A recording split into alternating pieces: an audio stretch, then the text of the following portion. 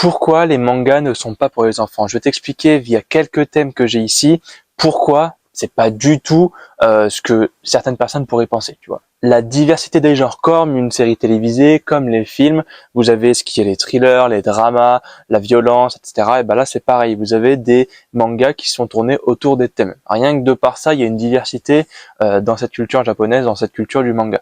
Tu as forcément des mangas qui sont attitrés à ces thèmes-là. Par exemple, sur le thème de la souffrance, t'as Berserk. Sur le thème du développement personnel, t'as Vagabond. Et ça, c'est des types de mangas qui sont intéressants. Comme tu le sais sûrement, ou pas d'ailleurs, si tu tombes sur cette vidéo, dans les mangas, tu as plusieurs types de mangas. Tu as les shonen qui sont plutôt destinés à un public adolescent.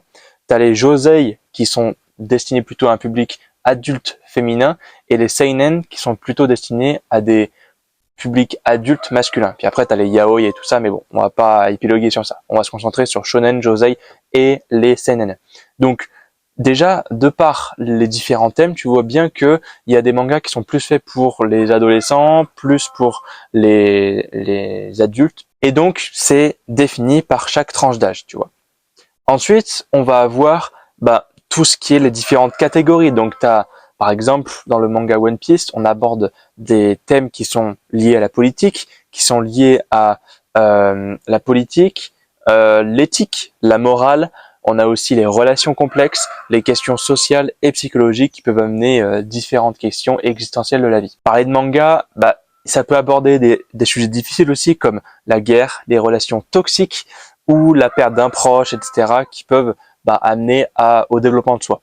Et c'est pas forcément adapté à un jeune public, ça. Je pense pas que tu vois ce type de manga comme Berserk, Vagabond peut-être, mais tous les mangas un peu horrifiques ou dark fantasy, ça peut amener des questions différentes, des questions existentielles.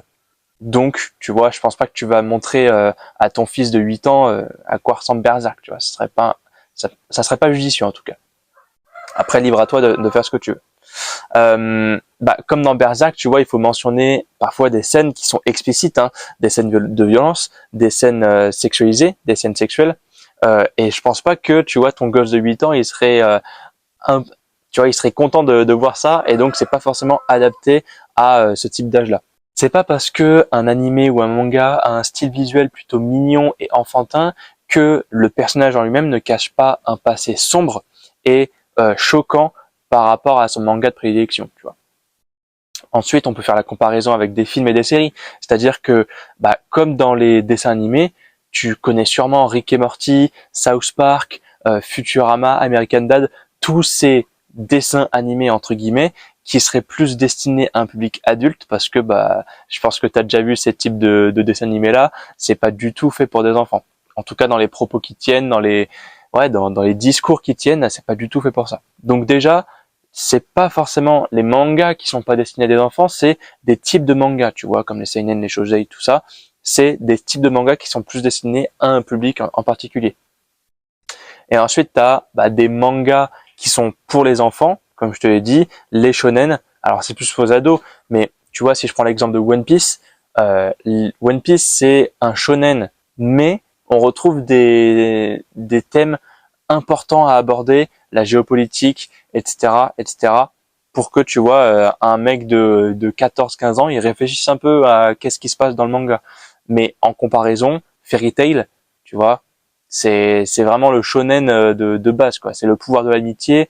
Bon, c'est pas très jojo parce que en fait t'aimes bien. Moi en tout cas j'ai adoré le regarder quand j'avais entre 10 et 12 ans, mais après tu vois tu commences à évoluer psychologiquement et tu te dis ouais c'est pas trop fait pour moi, et donc tu regardes plus des seinen de ce côté-là, donc comme Vinland Saga, Berserk, Vagabond. Donc pour conclure, il faut pas que tu regardes le manga comme une sorte de divertissement, mais à chaque fois que tu regardes un manga, il faut que tu aies cette ouverture d'esprit de te dire ok, qu'est-ce que ça peut m'apporter, comment je peux me développer personnellement par rapport à ça.